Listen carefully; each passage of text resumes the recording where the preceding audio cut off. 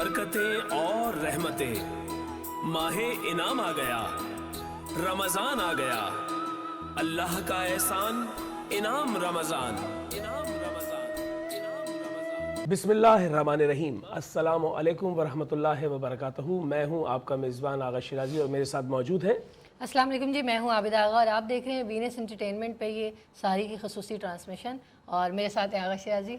ये एक बहुत बड़ी बहस है कि मेरे साथ आबिदा आगा हैं या आबिदा आगा के साथ मैं हूँ, लेकिन बहरकैफ हम दोनों आपके साथ हैं। अल्लाह के बुज़ुर्ग बरतर नाम के साथ हमने आगाज़ किया। उसके बाद हम ख़त्मी मरतबत हुज़ूर पुरनूर हज़रत मोहम्मद मुस्तफ़ा सल्लल्लाहु अलैहि वसल्लम की शान अक़दस में इंतहाई अदब से, खुलूस से, मवद्दत से दुरूद और सलाम का हदिया पेश करते हैं। दुरूद इसलिए कि हम चाहते हैं कि सवाब मिल जाए, और सलाम इसलिए कि ऐ काश हमें जवाब मिल जाए।